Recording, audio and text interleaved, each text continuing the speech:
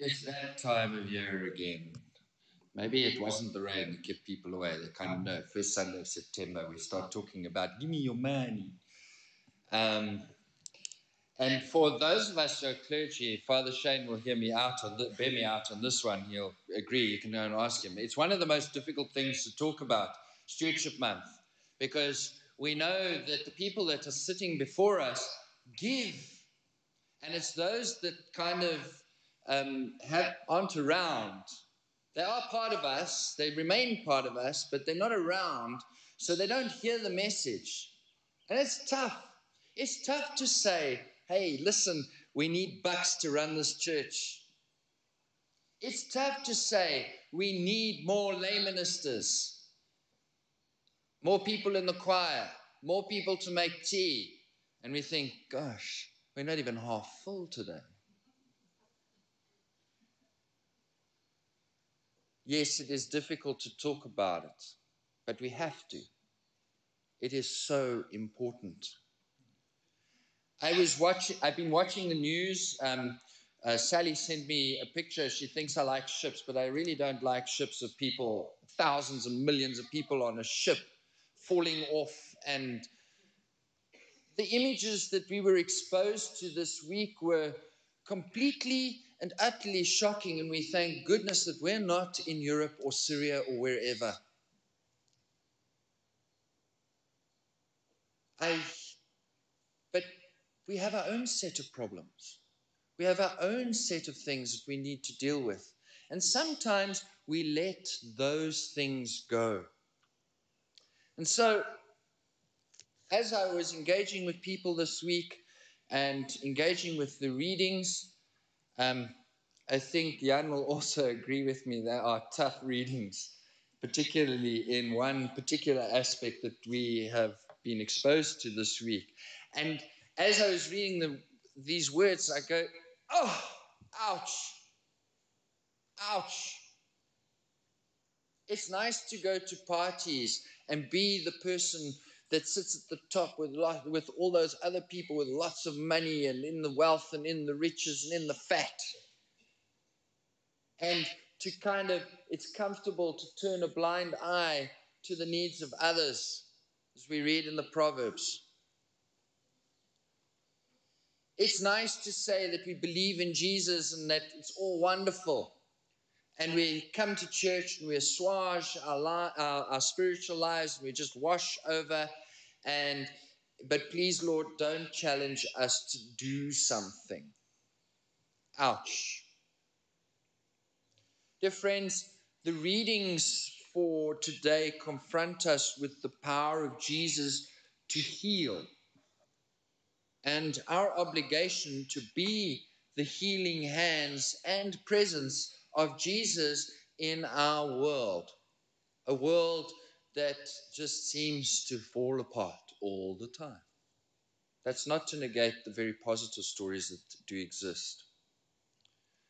But considering the scriptures, each of us can perhaps identify with one of the characters or recognize ourselves in some way within the text. Deafness, inability to speak clearly, maybe a sense of being caught or inhibited in some way, unable to be a doer of the word, as the epistle teaches us. That's why I put this banner up. Our banners are getting a little old. I don't get the translation's different, but faith without works is dead. By making these connections, we can then begin to recognize those places where God is trying to break into our lives and through us into our society, into the greater world where we live and move, have our being, where we play, where we encounter other people. In the gospel, we see Jesus going to Galilee, the place where his ministry began. And going to Galilee is perhaps an indication that something of fundamental importance is going to happen in the Gospel of Mark, a kairos moment, a moment of opportunity. At Galilee, Jesus is confronted with an unfortunate man who can't hear and has some kind of speech impediment. Most people that are deaf can't speak properly. They have to be trained to speak, so that we who can't sign can speak to them and communicate. This man is handicapped. He's isolated. He is at a disadvantage in his community and is considered to be ritually impure. Because people in his community suspected that he was deaf and mute because of something he had done, some wrong, some kind of sin. In those days, illness or deformity were believed to have moral causes. And yet, we read in the gospel Jesus reaching across a gap, and he opens the man's ears and his mouth and restores him to wholeness. Yes, we can go into the mechanics of it and all that, but he restores him to wholeness. He heals him. Dear friends, the basis of the good news about Jesus in Mark's gospel, at the very least, is that Jesus restores people to community. His healings are about incorporating people into a new system, a brand new system, a new kingdom where there are no outcasts. In the first part of this morning's gospel lesson is the story of the Syrophoenician woman. I did practice the word, but yet in the gospel I still stumbled over it. Syrophoenician woman, who claims the privileges of a dog to beg for Jesus to help in healing her daughter. Gives me a whole new understanding of Gemini and Gracie and the umpteen other dogs that are living at the rectory at the moment. She claims the privilege of a dog. You see, Jesus then reaching across prejudice, across lines of insider and outsider, and healing the daughter of this woman. Last week's reading from the gospel, we learned what really makes people unclean is what comes out of our mouths rather than what goes in. And that is, their piety and religious exercise cannot make God love us more. The things we do in terms of Stewardship Month, giving of our time, our talents, our treasure, are a response to God's unconditional love for us. Our response to the needs of others is a response to God's unconditional love for us.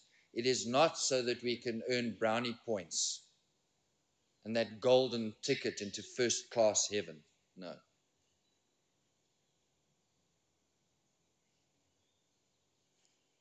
The Gospel of Mark shows us Jesus changing religious piety, religious rules to include more people regardless of who they are.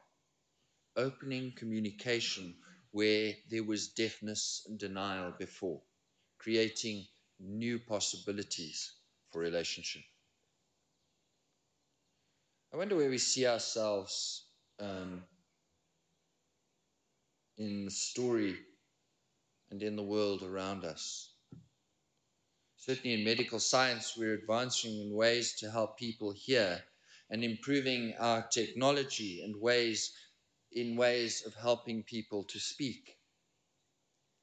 These people who have been isolated by their handicap are restored to community.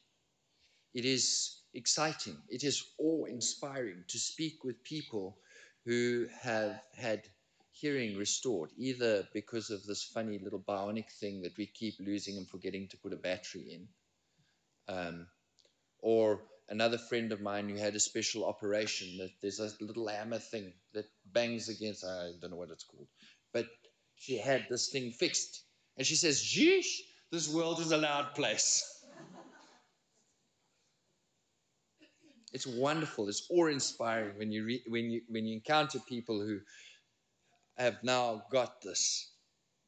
It's even more awesome to consider the cases of people who learn to read lips and are trained by skilled therapists to speak even when they cannot hear. I saw on the news, I only got a glimpse of it, but on the news last night, there was a lady who spoke funny. And it suddenly occurred to me, before I knew it, the story was gone, so I don't know what it really was about, but it suddenly occurred to me that she was speaking funny because she was deaf, and yet she could communicate with those of us who could hear. There's a woman like this in a television sitcom. It's called The West Wing. I'm sure many of you have seen the series. In the story, Josephine, or Joey Lucas, is played by Marley Matlin. Marley Matlin. She's won all sorts of awards, but she's deaf in real life. And she plays Josephine, or Joey Lucas, as an employee in the White House. She's highly capable and functioning in the upper echelons of her society. Her deafness is not an impediment, and she asks for no special treatment. This woman, this character in the story of West Wing, she exemplifies the distinction that is often made between being cured and being healed. She is still deaf, but her place in society is healed. She isn't an outcast. Considering the difference between cured and healed makes one realize that there is another way to think about deafness as well. The story is told about a man and a wife. The wife would often break off a conversation and demand, "Did you hear what I said?" Does that sound familiar? Yeah. And the husband would look up from his newspaper or from the TV, quite mystified. What? Anyway, this woman eventually found out about a free hearing clinic that was going to be held in her town. And she took her husband for testing. And the doctor, after hearing the test, told the man, "Sir, your hearing is fine, but you might need a marriage counselor." It's funny, but it is true, I think, that we often tune each other out. Husbands turn a deaf ear to their wives. Children. I'm not looking at anyone specific. Children, I used to do this, tune out their parents.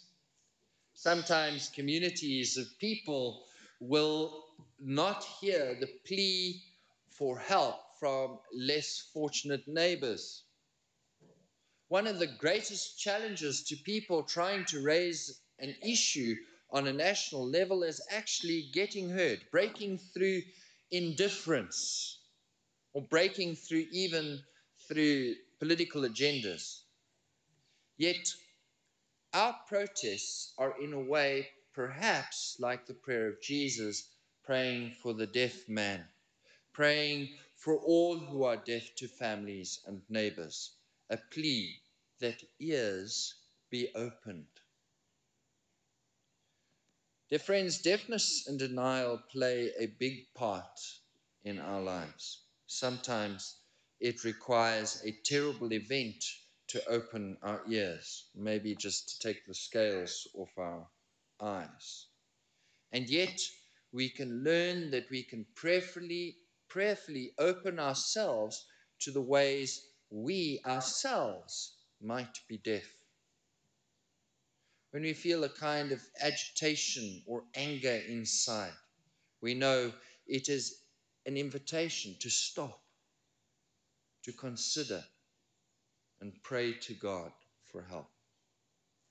An even greater step is to make our needs known to friends or trust them when they suggest that we might need help.